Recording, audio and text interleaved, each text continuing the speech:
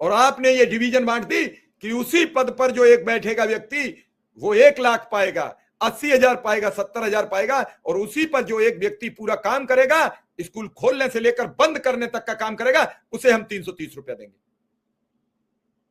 क्यों बंद हो गए विद्यालय? ये कभी बैठ के अधिकारियों ने जिक्र नहीं किया कि बंद होने की रास्ता क्या थी, क्या वजह थी? अगर वो बैठते अधिकारी और डिस्कस करते और उस जिले के बेसिक शिक्षा अधिकारियों से ये पूछते कि मैं तुम्हें 3 महीने दे रहा हूं, 3 महीने में इन विद्यालयों को सुचारू कराइए, वरना आपके खिलाफ कार्रवाई होगी। देखो 3 महीने में कैसे विद्यालय बनते हैं। अब क्योंकि यह है कि विद्यालय बंद कर दो, शिक्षकों की भर्ती नहीं होगी, जो जहां होगा वो चला जाएगा, आधे लटक जाएंगे, आधे के काम नहीं होंगे, आधे को तनख्वाह नहीं टाइम पे मिलेगी, तो आधे वैसे ही लटक जाएंगे। कौन कहां सेट होगा? वो तो मैं धन्यवाद देता हूं कि अभिभावक खुद भागे हैं, गरीब का खुद अभिभावक इकट्ठे होकर कोर्ट पहुंचे, शिक्षक संगठन पहुंचे।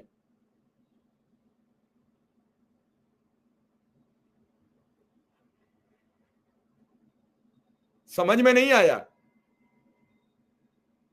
लोग कहते हैं कि मेरी एक अच्छी सरकार का मैंने चयन किया है, और दोबारा भी जब आपकी सरकार स्वीकार की थी तो इसका मतलब आपने लोगों पर भरोसा जताने का काम किया।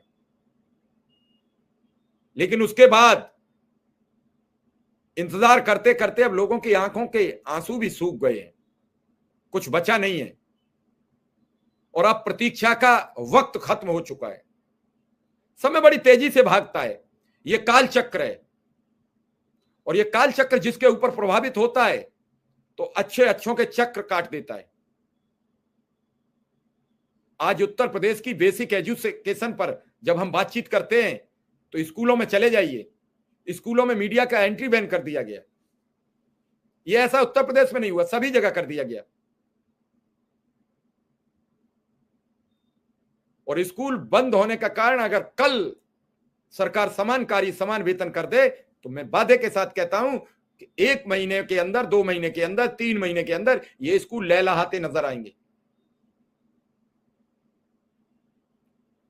बात कीजिए, लोगों से बिठा के बात कीजिए, आदेश दीजिए, तनख्वाह हम देंगे, बच्चे आप लाके दीजिए, शिक्षित कराइए, शुरू कराइए प्ले स्कूल, उसी बेसिक के स्कूल में प्ले स्कूल शुरू कराइए, एलकेजी यूकेजी शुरू कराइए, एलकेजी शुरू कराइए, और देखिए फिर भाई इस महंगाई में 8-8 हजार 7-7 हजार रुपया फीस देकर, 3-3 हजार रुपया प्रत्येक गांव में बच्चे को फीस देकर बगल के कॉन्वेंट स्कूल में भेज रहे हैं।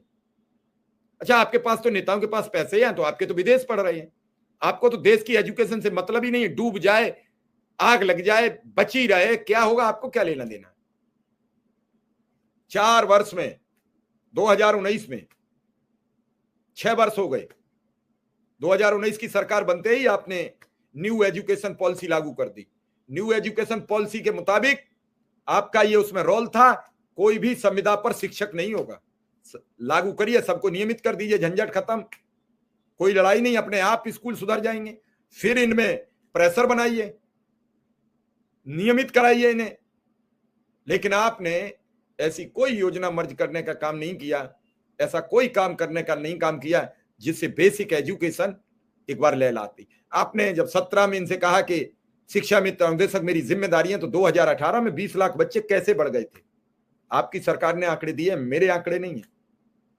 आपने विधानसभा में कहा कि पिछली सरकार की अपेक्षा हमारे यहां 20 लाख बच्चे बढ़े, आए कहां से थे?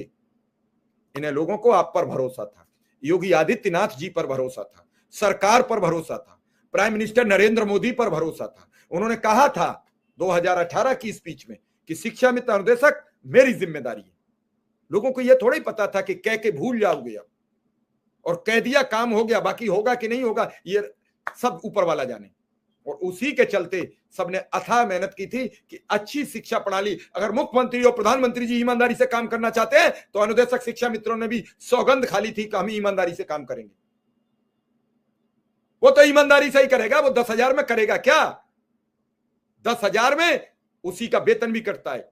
आज भी कई लोगों के वेतन काट दिए जाते हैं, जबकि उसी स्कूल में जो शिक्षक एब्सेंट होता है उसका एबीएस है, पीछे के रास्ते से उसका पूरा वेतन भेज देते हैं। लेकिन उसी बेसिक शिक्षा विभाग का वो अधिकारी, एबीएस है, खंड शिक्षा अधिकारी, मिलकर